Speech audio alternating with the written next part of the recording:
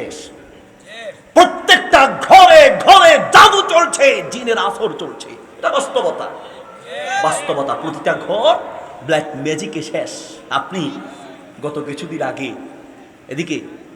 কিছুদিন আগে আমরা শেখ আহমদুল্লাহ হাফিজাহুল্লাহ সহ বসে কথা বলছিলাম।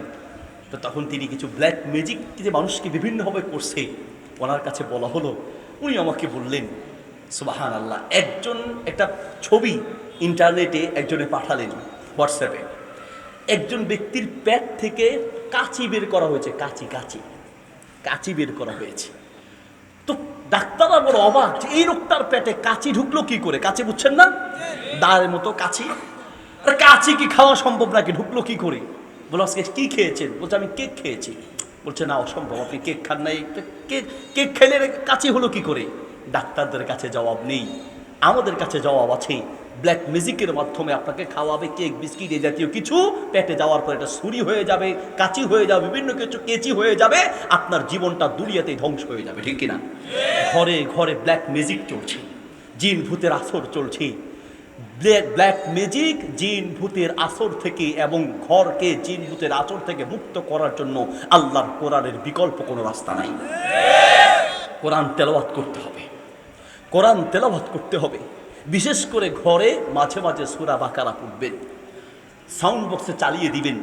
নিয়মিত যেই ঘরে আল্লাহর কোরআনের তেলাওয়াত চলবে, আল্লাহর কসম, সেই ঘরে জিন ভূত আর কোনো ব্ল্যাক ম্যাজিক কোনো ক্ষতি করতে পারে না।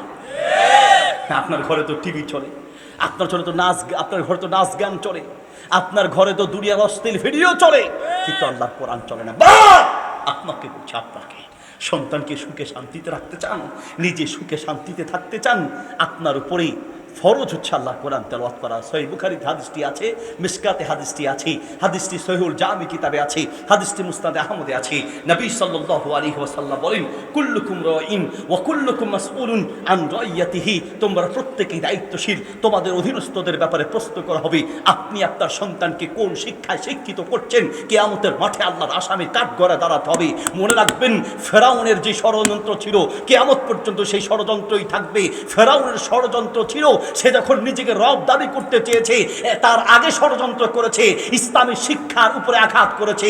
শিক্ষা ব্যবস্থা ধ্বংস হলে নিজেকে প্রভু দাবি করা যায়, সেই ষড়যন্ত্র কিয়ামত পর্যন্ত থাকবে। যুগ যুগ ধরে শিক্ষা ব্যবস্থা ধ্বংস করার ষড়যন্ত্র চলছে। আপনার ছেলেকে আপনি কি শিখাচ্ছেন, যেখানে পাঠাচ্ছেন কি শেখানো হচ্ছে, নিজের বিবেকের কাছে প্রশ্ন করেন।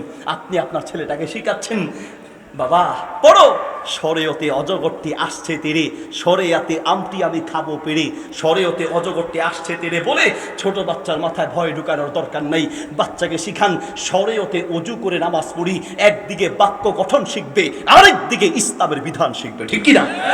আমরা আলহামদুলিল্লাহ সিলেবাস তৈরি করেছি, আমরা শিক্ষা ব্যবস্থাটাকে আলহামদুলিল্লাহ চেঞ্জ করার চেষ্টা করছি।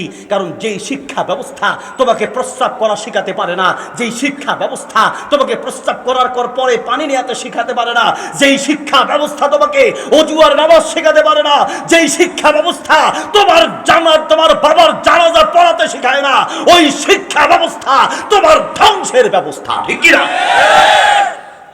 আপনি বলছেন শরিয়াতে আমটি আমি খাবো পেরে, কার গাছের আম খেতে যাবে, আম গাছ থেকে পড়ে পা ভাঙবে, মানুষের মার খাবে, আম খাওয়ার দরকার নেই। বাচ্চাকে বলেন শরিয়াতে আল্লাহর হুকুম মেনে চলি, একদিকে বাক্য গঠন শিখবে, আরেকদিকে ইসলাম শিখবে।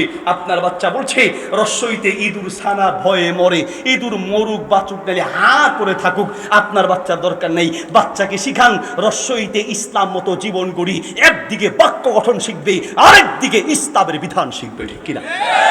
আপনি আপনার বাচ্চাকে একদিকে যোগ শিখাচ্ছেন, আরেকদিকে চুরি শিখাচ্ছেন। চুরি, বাবা বলো তো দেখি, 10 লিটার দুধের মধ্যে যদি 2 লিটার পানি মেশানো হয় তাহলে কয় লিটার দুধ হবে?